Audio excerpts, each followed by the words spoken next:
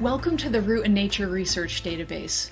Over 700 studies have already been added, and more are being added every day. It's our goal to keep the database as up-to-date as possible, and we're always looking for great new research, so feel free to send us ideas.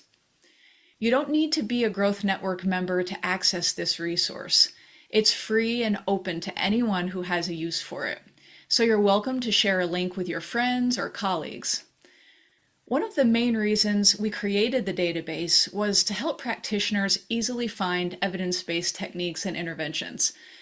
But it can also provide documented outcomes that can be used to secure funding and make compelling research-backed arguments to funders and administrators when proposing programs.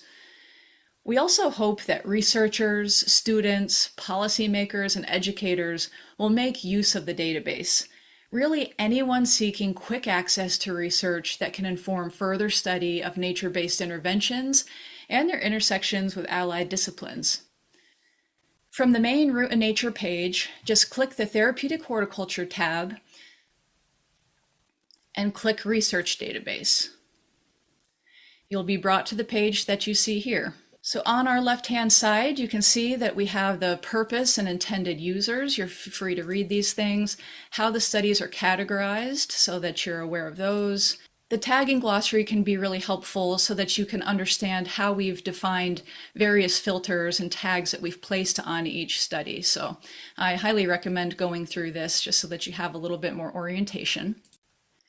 So as we come down to the database itself, you can see the keyword search and all of the filters that you have available down the left-hand side. So we've got program type, we've got population groups, depending on who you work with or who you might want to learn about, setting or context, health and wellness outcomes, so you can really target various outcomes, allied profession intersections, the types of activities. If there's only certain activities that you can do in your program, then you can really hone in on the various evidence-based practices that you can utilize with those activities. The evidence type itself, this can be really helpful, especially this meta-analysis filter, because one of the common limitations of TH and HT research is that there tend to be these small sample sizes. So when you click this meta-analysis filter, it'll actually take you to studies where people have compiled a lot of different studies for you and determined what the results of all of those were and whether they supported each other. We've got a measurement and evaluation filter, the research source if you have a preference. And then we come down to access, where we can see whether or not the studies are available on a paid, free, or upon request basis. Now, the large majority of the studies in this database are completely free, but some of them are behind a third-party paywall that we have no control over.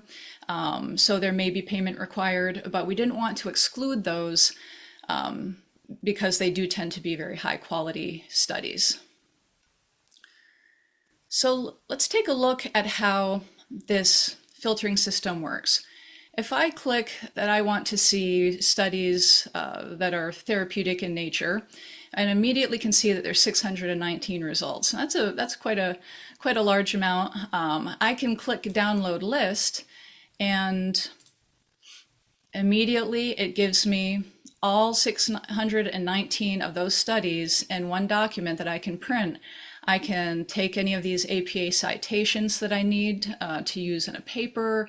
I can click on the links for each of the studies and get to them really quickly and see everything at a glance. It's a really great feature.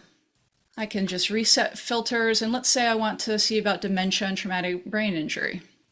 There's 95 results for that. So if I click into this, I can see right up here how everything is categorized so that you understand what type of evidence type and activity it involves. Then we come down to the summary, which is a really handy short synopsis of the study itself so that you can determine if this is a study that even interests you or whether it supports what you're looking for at a quick glance. Provides the link so that you can go directly to that study. And if I push print form, then you get the title, the summary, and the link as well. I also want to give a shout out to Diane Ralph, who has been a visionary and generous instigator and supporter of this research database. She's an incredible pioneer in the field of horticultural therapy and has contributed a significant amount of research to the field. Together, we offer this resource to the community and hope that you'll take a minute to explore the database and determine how it might support the personal or professional path that you've chosen.